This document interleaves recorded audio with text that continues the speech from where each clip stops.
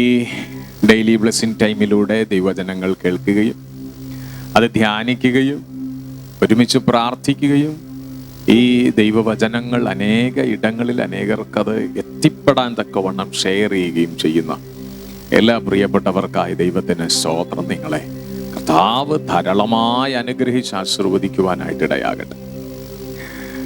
ഇന്നത്തെ അല്പസമയത്തെ ചിന്തയ്ക്ക് ആധാരമായിട്ട് ലൂക്കോസിന്റെ സുവിശേഷം 24-ാം അധ്യായം 6 മുതൽ 8 വരെയുള്ള വാക്യങ്ങളാണ്. അവനിവിടെയില്ല, ഉയർത്തെഴുന്നേറ്റിരിക്കുന്നു.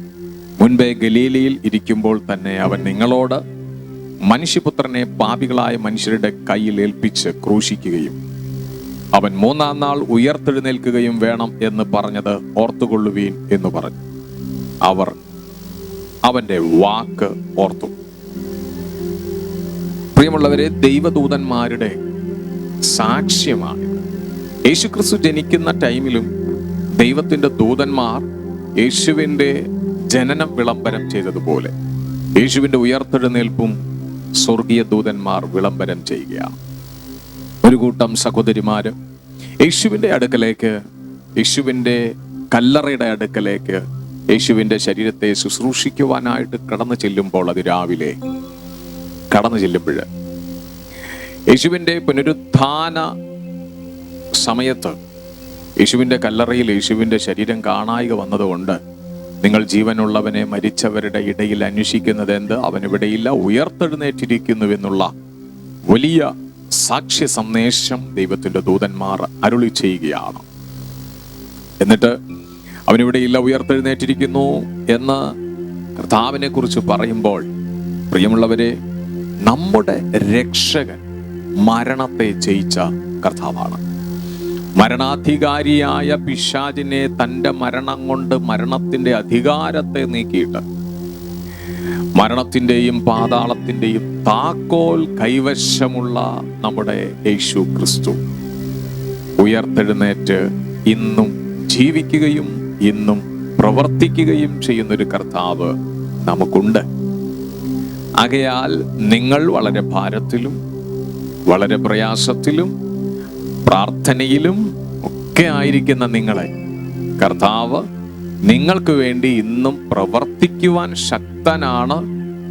നിങ്ങളുടെ രോഗങ്ങളെ സൗഖ്യമാക്കാൻ, നിങ്ങളുടെ പ്രതിസന്ധികളെ മാറ്റാൻ, നിങ്ങളുടെ പ്രയാസങ്ങളിൽ നിന്ന് വിടുതൽ തരാൻ, നിങ്ങളുടെ ആവശ്യങ്ങളിൽ അത്ഭുതങ്ങൾ പ്രവർത്തിക്കാൻ മരിച്ച ഒരു ദൈവത്തെയല്ല നാം വിളിക്കുന്നത്, എന്നാൽ മരിച്ചവരിൽ നിന്ന് ഉയർത്തെഴുന്നേറ്റൊരു ദൈവത്തെയാണ്. താൻ മരിച്ചു എന്നുള്ളത് നിഷേധിക്കാനാകാത്തൊരു സത്യമാണ്. യേശു മരിച്ചു എന്നുള്ളത്. പക്ഷേ യേശു ക്രിസ്തു ഉയർത്തെഴുന്നേറ്റു.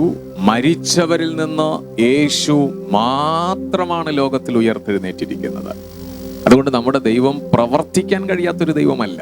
ജീവനുള്ള ഉയർത്തെഴുന്നേറ്റ നല്ലൊരു യേശു ക്രിസ്തു നമുക്കുണ്ട്.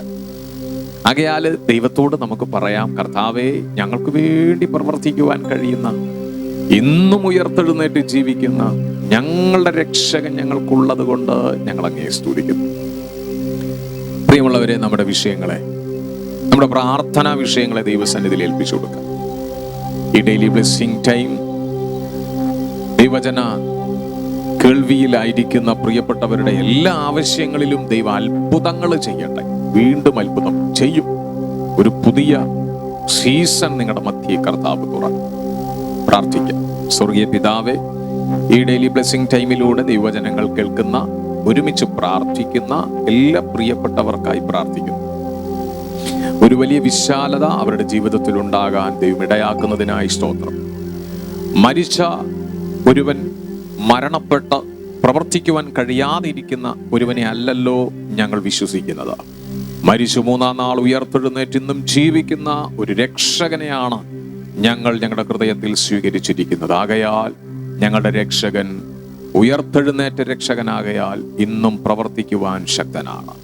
വിശേഷാൽ നിന്റെ മക്കളുടെ ആവശ്യങ്ങളെ ഓർത്ത് പ്രാർത്ഥിക്കുന്ന എല്ലാവർക്കും മഹാത്ഭുതങ്ങളെ കർത്താവ് ചെയ്യണം. വെക്കേഷൻ ടൈമുകളാണ്. കുഞ്ഞുങ്ങളെ സ്വർഗത്തിലെ ദൈവം കരുതി പരിപാലിക്കും. ആപത്തുകളും അനർത്ഥങ്ങളും രോഗങ്ങളും ശത്രുക്കളിൽ നിന്നെല്ലാം വിടുവിക്കും. വിശേഷാൽ ഈ ഡെയിലി ബ്ലെസ്സിങ് ടൈം ശുശ്രൂഷകളിൽ പങ്കാരായിരിക്കുന്ന എല്ലാവരെയും ദൈവം അനുഗ്രഹിക്കണമേ. വിശേഷാൽ ഒരുമിച്ച് പ്രാർത്ഥിക്കുന്നവര്, ദൈവവചനം ഷെയർ ചെയ്യുന്നവര്, ദൈവവചനം മനസ്സിലാക്കുന്നവര്, കർത്താവിനോട് ഞങ്ങൾ ഒരുമിച്ച് പ്രാർത്ഥിക്കുവാനായിട്ട് പ്രാർത്ഥിക്കുന്നവര് എല്ലാവരെയും ദൈവം സഹായിക്കണമെന്ന് യേശുവിൻ നാമത്തിൽ പ്രാർത്ഥിക്കുന്നു. രോഗികൾക്ക് നല്ല വൈദ്യനായി സൗഖ്യദായകനായി കൂടെ ഇരുന്നാട്ടെ. എല്ലാ ശത്രുവിന്റെ പദ്ധതികളെയും പൊളിച്ചു ദൈവം അത്ഭുതകരമായി നടത്തിയാട്ടെ. പ്രാർത്ഥന ഘട്ടത്തിനായി നന്ദി, യേശുവിൻ നാമത്തിൽ തന്നെ ആമേൻ. പ്രിയമുള്ളവരെ, നമ്മുടെ രക്ഷകൻ ജീവിക്കുന്ന ദൈവമാണ്. ആലോചനയിൽ വലിയവനും പ്രവൃത്തിയിൽ ശക്തനുമാണ്. ഉയർത്തെഴുന്നേറ്റ് ഇന്നും ജീവിക്കുന്ന യേശു ക്രിസ്തു നിങ്ങൾക്കായി അത്ഭുതങ്ങൾ ചെയ്യും. God bless you. ആമേൻ.